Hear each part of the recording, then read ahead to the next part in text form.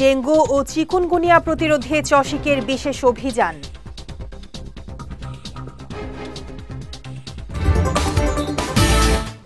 এবং ফটিকছড়িতে হত্যা মামলার পলাতক আসামি সহ গ্রেফতার ৩।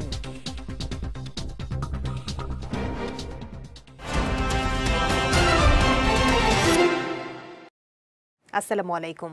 চট্টগ্রাম সংবাদে আমন্ত্রণ জানাচ্ছি আমি শেখ তাসফিয়া করিম। শুনছিলেন শিরোনাম, এবারে বিস্তারিত। চট্টগ্রামের ৭ নম্বর পশ্চিম ১৬ শহর ওয়ার্ডের মোহাম্মদনগর, শান্তিনগর, আমিন কলোনি, বার্মা কলোনি, আলীনগর এবং নবীনগর সহ আশপাশের এলাকায় বিশেষ অভিযান চালিয়েছে চট্টগ্রাম সিটি কর্পোরেশন। ডেঙ্গু ও চিকুনগুনিয়া প্রতিরোধে চসিক মেয়র ডাক্তার শাহাদাত হোসেনের নির্দেশনায় এই বিশেষ অভিযান চালানো হয়। সকাল থেকে শুরু হওয়া অভিযানে মশার প্রজনন স্থল চিহ্নিত করে লার্ভা ধ্বংস, ফগিং, জমে থাকা পানি অপসারণ, ড্রেন নালা পরিষ্কার এবং বর্জ্য অপসারণ কার্যক্রম পরিচালনা করা হয়। চসিক কর্মকর্তারা জানান, বর্ষা মৌসুমে ডেঙ্গুর বিস্তার রোধে নগর জুড়ে এই কার্যক্রম আরও জোরদার করা হবে। হাসপাতাল, বাজার, শিক্ষা প্রতিষ্ঠান এবং ঘনবসতিপূর্ণ এলাকায় নিয়ন্ত্রিত, পরিকল্পিত ও নিয়মিত মশক নিধন কার্যক্রম পরিচালনা করা হবে। এ সময় উপস্থিত ছিলেন মেয়রের সহকারী সচিব জিয়াউর রহমান জিয়া, আব্দুল বাতেন, কামরুল ইসলাম সহ অন্যান্যরা। চট্টগ্রামের ফটিকছড়ি থানার আলোচিত ২ ভাই হত্যা মামলার পলাতক আসামি ওসমান গনি মানিক সহ ৩ জনকে গ্রেফতার করেছে র্যাব। সকালে গণমাধ্যমে পাঠানো সংবাদ বিজ্ঞপ্তিতে এ তথ্য নিশ্চিত করেন র্যাব ৭ চট্টগ্রামের সিনিয়র সহকারী পরিচালক ARM মোজাফফর হোসেন। তিনি জানান, ২০২৪ সালের ৩ সেপ্টেম্বর ফটিকছড়ি থানার ফতেহপুর গ্রামের কিছু বাসিন্দারা বাকবিতণ্ডার জেরে রেজাউল করিম এবং তার পরিবারের অন্যান্য সদস্যদের উপর দেশীয় ধারালো অস্ত্র দিয়ে হামলা চালায়। হামলায় রেজাউলের ২ ভাই জাহাঙ্গীর এবং আলমগীর ঘটনাস্থলেই মারা যান। এই ঘটনায় ফটিকছড়ি থানায় একটি হত্যা মামলা দায়ের করা হয়।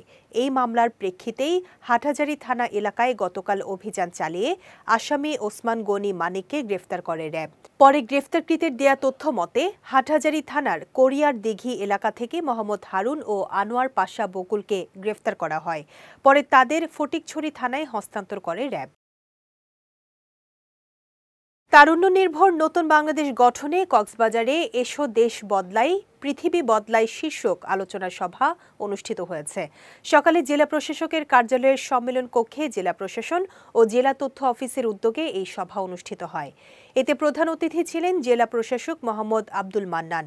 ভারপ্রাপ্ত জেলা তথ্য কর্মকর্তা মিজানুর রহমানের সভাপতিত্বে এতে অতিরিক্ত জেলা প্রশাসক ইমরান হোসেন সজীব, জেলা শিক্ষা কর্মকর্তা গোলাম মোস্তফা, CS অফিসের MO ডাক্তার কনিনিকা দস্তিদার সহ অন্যান্যরা বক্তব্য রাখেন। সভায় বক্তারা তরুণ প্রজন্মকে প্রযুক্তিগত শিক্ষা ও দক্ষতা অর্জনের মাধ্যমে দেশ ও পৃথিবীর কল্যাণে কাজ করার আহ্বান জানান।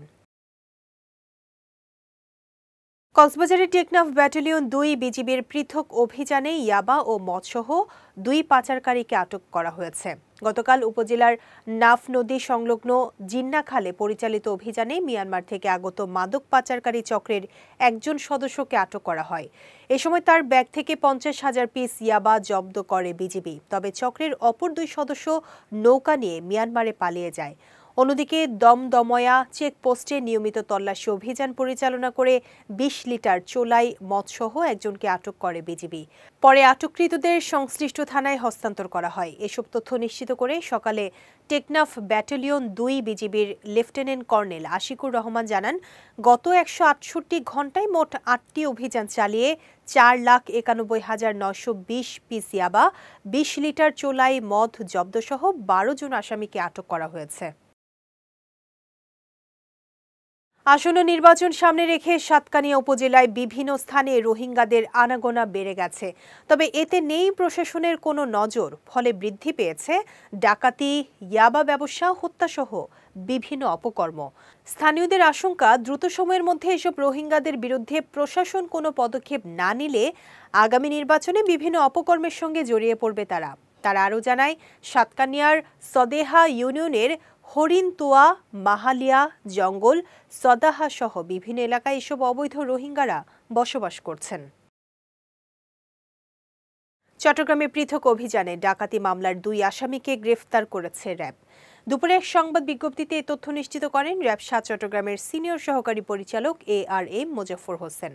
তিনি জানান, নওগাঁর মহাদেবপুর থানার ডাকাতি মামলার পলাতক আসামি মোহাম্মদ রিয়াদ ইয়াসার ভুইয়াকে চট্টগ্রাম মহানগরীর বায়েজিদ বোস্তামি থানার অক্সিজেন মোড় এলাকা থেকে গতকাল গ্রেফতার করা হয়। অন্যদিকে বন্দর থানা এলাকা থেকে যশোর জেলার কেশবপুর থানার ডাকাতি মামলার আসামি মোহাম্মদ মামুনকে গ্রেফতার করে র্যাব। পরে গ্রেফতারকৃতদের সংশ্লিষ্ট থানায় হস্তান্তর করা হয়। কক্সবাজারের কুতুবদিয়ায় প্রাণী সম্পদ সপ্তাহ ও প্রদর্শনী অনুষ্ঠানের উদ্বোধন করা হয়েছে। বুধবার ভূমি অফিস মাঠে এর আয়োজন করা হয়। এতে প্রধান অতিথি হিসেবে অনুষ্ঠানের উদ্বোধন করেন উপজেলা নির্বাহী কর্মকর্তা ক্যাথোয়াইপ্রু মার্মা। এ সময় উপজেলা প্রাণী সম্পদ কর্মকর্তা রফিকুল ইসলামের সভাপতিত্বে উপস্থিত ছিলেন সহকারী কমিশনার সাকিবুল আলম, যুব উন্নয়ন কর্মকর্তা মঈনুদ্দিন সহ অনেকে। পরে সফল খামারিদের মাঝে পুরস্কার বিতরণ করা হয়। বিএনপিকে শক্তিশালী ও গতিশীল করার লক্ষ্যে আগামী নির্বাচনে যোগ্য নেতা বেছে নিতে ভুল না করার আহ্বান জানিয়েছেন পাঁচলাইশ থানা স্বেচ্ছাসেবক দলের আহ্বায়ক শফিউল আলম শফি। গতকাল পাঁচলাইশ থানা আমিন শিল্পাঞ্চল ৪৩ নম্বর ওয়ার্ডের ক, খ ও গ ইউনিটের কর্মী সমাবেশে তিনি এই আহ্বান জানান। এদিন নেতাকর্মীদের উদ্দেশ্যে তিনি বিএনপি মনোনীত প্রার্থী এরশাদুল্লাহর হয়ে ধানের শীষের পক্ষে কাজ করার আহ্বান জানান। সমাবেশ পরিচালনা করেন ৪৩ নম্বর ওয়ার্ড আমিন শিল্পাঞ্চলের সদস্য সোলাইমান রুবেল।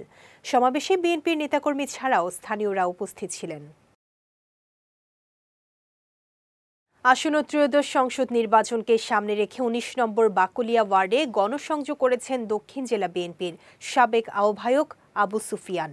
গতকাল বিএনপির চট্টগ্রাম মহানগরের সাবেক উপদেষ্টা নবাব খানের সভাপতিত্বে এবং মঈনুদ্দিন পারভেজের পরিচালনায় এই গণসংযোগ হয়। এতে উপস্থিত ছিলেন নাজমুল হক নাজু, আব্দুল মান্নান, সালাউদ্দিন বাসু সহ অন্যান্য নেতাকর্মীরা।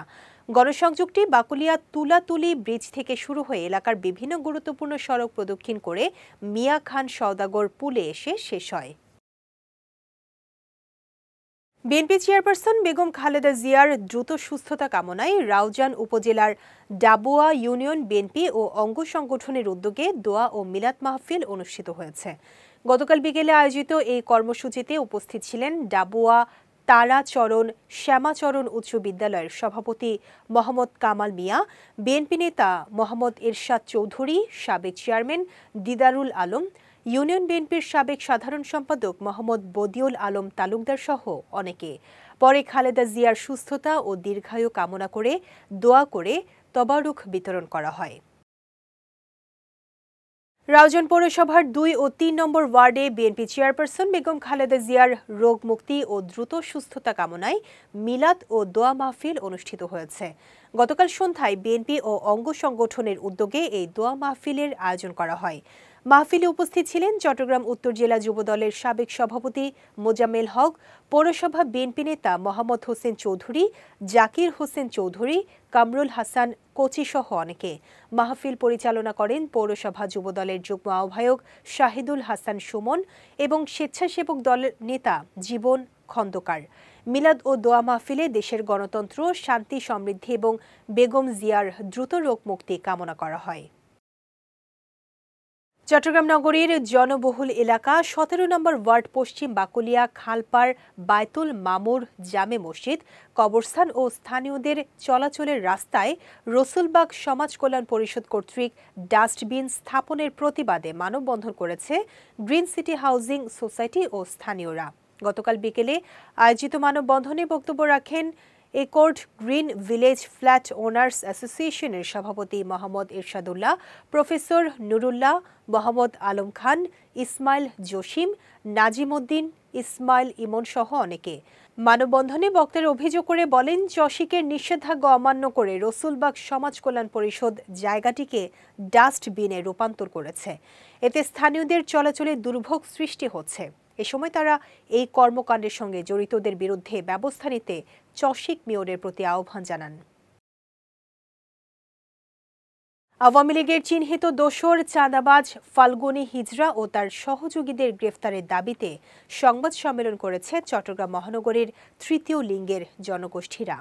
সকালে চট্টগ্রাম প্রেস ক্লাবের আব্দুল খালেক মিলনায়তনে আয়োজিত সংবাদ সম্মেলনে লিখিত বক্তব্য পাঠ করেন সুফিয়া হিজরা।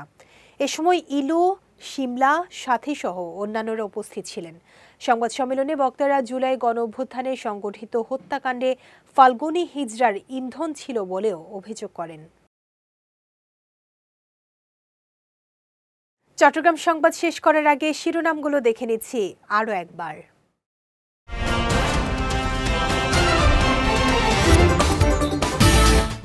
ডেঙ্গু ও চিকুনগুনিয়া প্রতিরোধে চসিকের বিশেষ অভিযান।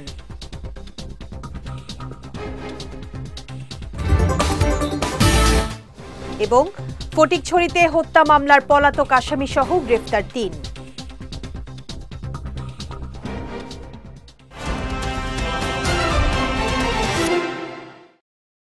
চট্টগ্রাম সংবাদ শেষে আজকের মতো আমি শেখ তাসফিয়া করিম আপনাদের কাছ থেকে বিদায় নিচ্ছি। রাত 9টায় আমাদের পরবর্তী বিজয় রাতের সংবাদ দেখার আমন্ত্রণ রইল। এছাড়াও আজকের চট্টগ্রাম সংবাদের ভিডিও দেখতে পারেন আমাদের ইউটিউব এবং ফেসবুক পেজে। আমাদের ইউটিউব হলো youtube.com/BijayTVOfficial এবং আমাদের ফেসবুক পেজ হলো facebook.com/BijayTVLimited। এতক্ষণ সঙ্গে থাকার জন্য ধন্যবাদ সবাইকে।